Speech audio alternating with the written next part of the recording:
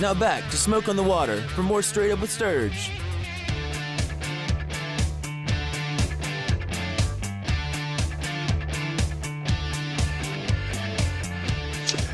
All right, welcome back in. 7:26 on this Wednesday night edition. And Price, you're going to have to punch me every time we come back from break that it's not Tuesday night, since you're here on Wednesday night and not Tuesdays. But now we're going to the guest line, one of the best in the business, in my opinion. Bo Bounds, down from ESPN Radio in Jackson, Mississippi, host of Out of Bounds, the website y'allsports.com, and in general, just a very knowledgeable sports guy. Bo, how are we doing tonight? It's been way too long.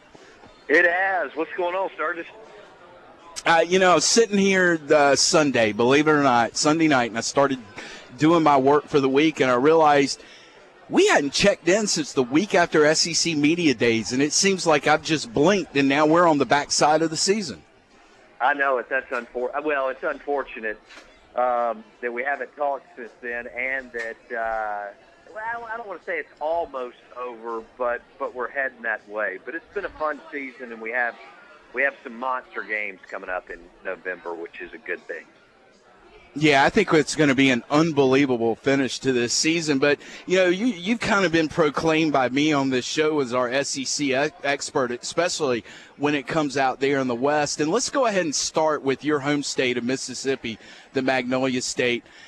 But what's the word on Dan Mullen and our Bulldog faithful? I'd say now they're restless. What's their mindset becoming as they got to travel to Columbia this week, as well as face Alabama and then Ole Miss in the Egg Bowl to end the season with? Yeah, it's going to be difficult. It's been a struggle for Mississippi State fans because Mullen has been super successful for Mississippi State standards. And, they're rounding out about a $150 million investment into the program stadium and new football facility. But Hugh Freeze has the momentum and the sizzle right now with recruiting and then the big win over LSU. But I will say this, Mullen, and this year's going to be a struggle, but he's got a sophomore quarterback. And you can remember that I said it on your show tonight. Dak Prescott is the real deal, and the quarterback position is the great equalizer, and it can mask your deficiencies on the line or at safety or wherever you may not be up to snuff. And he's a sophomore. He's going to be unbelievable. I think he's going to be really, really good. And so Dan's going to survive this year, and he'll have next year. And Mark, the schedule flips, and I think he'll be fine. But he's just got to ride this out. It happens in coaching. And, he beats Auburn, and he should have beat them by 2 touchdowns. He would be fine tonight. Instead, the MSU fan base is grumpy. Bo, this Price Atkinson sitting in with Mark tonight. It's funny looking at where these two teams, Mississippi State and Ole Miss, could go. You just mentioned Dan Mullen, will survive the season. To live to coach one more. I look at the way literally the parting that could happen where we are today. That basically with Mississippi State sitting at 4-3, Ole Miss I think roughly at 5-3. I mean, Mississippi State could theoretically not win another game this year with what they have ahead, but at the same time, Ole Miss, they could win out and win every game they've got left on the schedule. I mean, do you kind of see? I mean, what does it look like to you the way this thing's going to shake and finish out for both these teams with who they have left on their schedule? No, I agree. I mean, Ole Miss will be favored in every game on the way out, including Missouri and Mississippi State. Although that line is closed, has shrunk, I guess, here lately. And Mississippi State, they go to South Carolina. They'd have to play super clean, and South Carolina not show up to win. Then they go to A&M, same deal. Then they host Alabama. I mean, this is part of being in the SEC, especially the West. And then they go to Arkansas, and then they host Ole Miss. But I think Mullen and Mississippi State have a good chance against Arkansas, and I think they have a solid chance against Ole Miss. Don't be surprised, guys, if that game's close now that they've identified Prescott as their quarterback. But I think worst case scenario, Ole Miss 8-4, best case 9-3, and best case for Mississippi State is 6-6. Now, we're speaking with Bo Bounds, host of Out of Bounds on ESPN Radio in Jackson, Mississippi, as well as the website Y'all Sports. Bo, you've been consistent with your Bama picks the last couple of years. Everybody's kind of pointing toward next weekend with LSU rolling into Tuscaloosa. These are two programs that aren't afraid to go and face that challenge on the opposing team's field. But where does LSU lie mentally with two losses already on the table? Is this a case that they're going to go toe-to-toe with Alabama because these teams are very similarly made up, if you will? Yeah, I do. I think they'll play. They'll play really well, even with the two losses and Ole Miss upsetting them. They'll get up for it. They'll play well, but Saban and Smart and Alabama will win. But Bama needs to be careful because I don't know why LSU decided not to show up in Oxford. I don't know why they decided to sit Jeremy Hill when he fumbled and recovered the football. And I don't know why Cam Cameron, who is a brilliant offensive mind, decided to, basically go away from the running game. Anyway, the point is, Sturge, I expect it to be a close game. But I just think Bama will be too – look, you give Nick Saban 2 weeks, and it's going to work out for Alabama. But I do think it'll be a heck of a ball game. Well, let's move from Alabama to their biggest rival in Auburn and a coach in Gus Malzahn, who I think right now, along with Gary Pinkel, you got to look as a two-horse race for SEC Coach of the Year. But staying in the SEC West, looking at this game on paper, it doesn't look like Arkansas and Auburn there's anything to write home about. But what do you know about this feud that's kind of bubbled up under the surface a little bit between Gus Malzahn and Brett Bielema at Arkansas? How did it start? And, I think it's a storyline that not a lot of people know about, but it's kind of there off to the side that not a lot of people are talking about. Yeah, it doesn't surprise me with Malzahn's tie to Arkansas, guys. And Bielema's looking for any edge at this point because they're not only getting beat, they're getting because the deal here is Petrino is brilliant. He can recruit. He can finish 35th in the nation in recruiting and win because he's that good. Love him or hate him, he's that good. However, he leaves a dump. I'm not talking about the off-field deal. He didn't leave talent, and Bielema's struggling. So he's trying to find anything to kind of light the fire and the sizzle here late in the year. But I will say this, guys. Usually with a new coach, you find this. A team plays really well in a game that you're not expecting them to play really well, okay? And so I could see that. But I'll say this. Look, Auburn's got top 12, top 15 talent. Malzahn and Ellis Johnson are doing a wonderful job, along with Damian Craig, for that matter. And Nick Marshall, they're getting everything out of his skill set that you can. And defensively, they're just getting better. They've got men. Grown men like Bama and LSU. Now, they're not quite as good, but they're close. So, guys, Auburn's the real deal. They're not going anywhere. They had it when Chizik was there. It's just that, Chizik couldn't take the 49ers and beat North Texas State, and that's the problem. So this deal, look, it's on at Auburn, and if they had a little bit better quarterback, they would give Bama all they wanted on the Plains for the Iron Bowl. But Saban is too good. He can ISO one guy, and that's what it's going to come down to. Now, Bo, when we flip over and look over at the SEC East race, right now there's 4 teams still jockeying for position. Mizzou's got the lead in the fact they've only lost 1 game.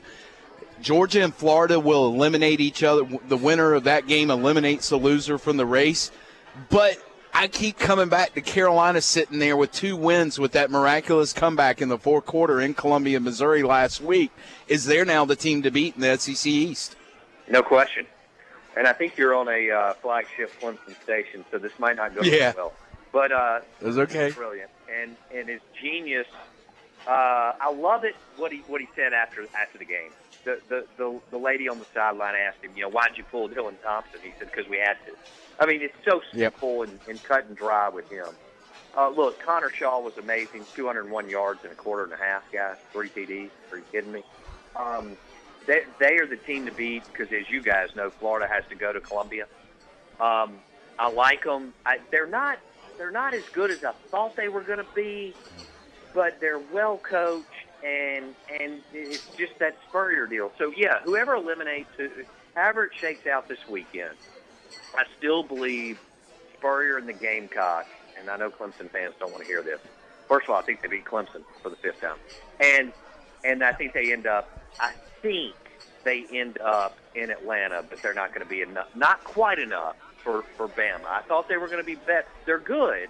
If they were in the ACC, they'd be really good. But they're just not quite good enough, guys. Although Bruce Ellington was a baller Saturday night, so we'll see. Yeah, he was. All right, final question for you, Bo. As we're speaking with Bo Bounds, host of Out of Bounds on ESPN Radio down in Jackson, Mississippi. Also check out his website, y'allsports.com. When all is said and done, sometime in December, what will your long-lasting impression of SEC football be in 2013?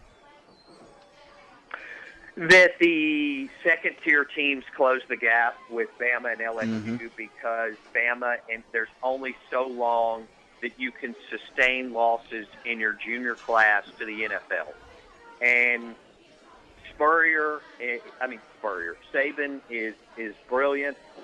He continues to recruit at a ridiculous level, and we don't give him enough credit as a player development guy. But, guys, and I've said this on my show for years, the population, the explosion in population, look at your area, North Carolina, South Carolina, and Georgia. But there's been an explosion in B players, and B players are better than they've ever been. And A players don't always pan out. Long story short, the second tier closed the gap. Auburn's not going away, and LSU will be back. But still, Saban, he's going to continue to do what he does. He'll win the SEC championship game.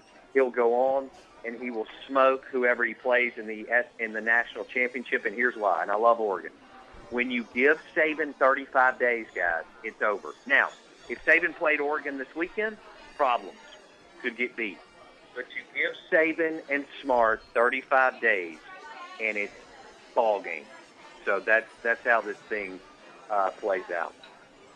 All right, well, I'm holding you to that, Bo. Tell our listeners where they can follow you on Twitter and the website and your radio show and everything else that you do down there in the capital city in Mississippi.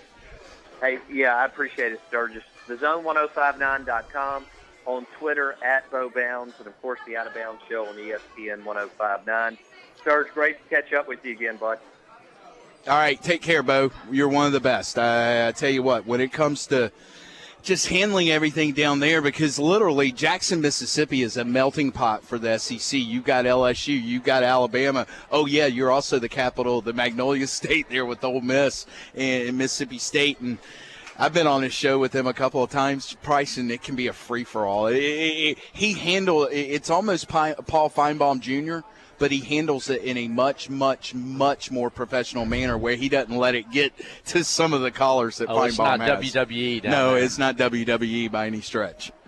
Well, I mean, you even get a little bit of that Texas, that Big 12, right. A little bit of spillover, a little bit of that down there. I mean, you're exactly right.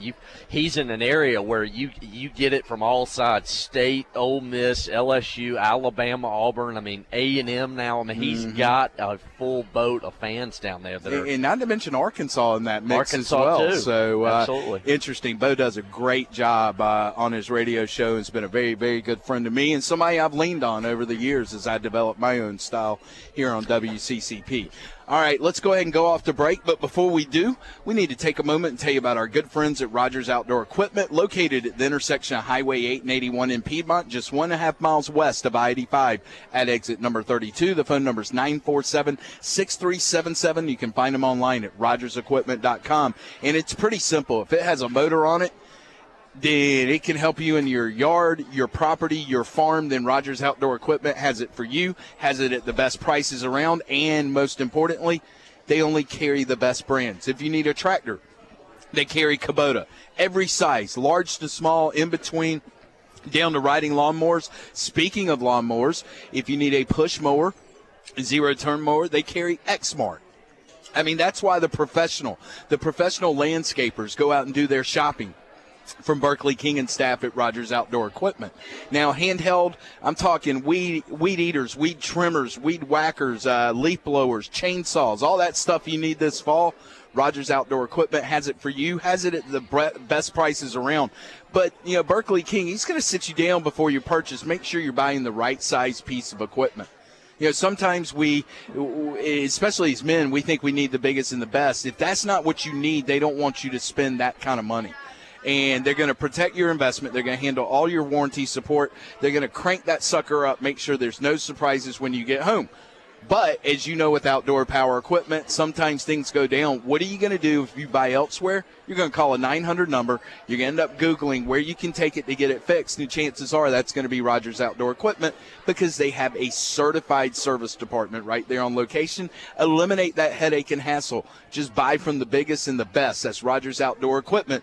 Check them out online at rogersequipment.com. Give them a call at 947-6377. Off the break we go. Henry, you're up first on the other side here on Straight Up with Sturge on Talk Sports 104.9 FM, the flagship station of Clemson Athletics. 3 out of 4 homeowners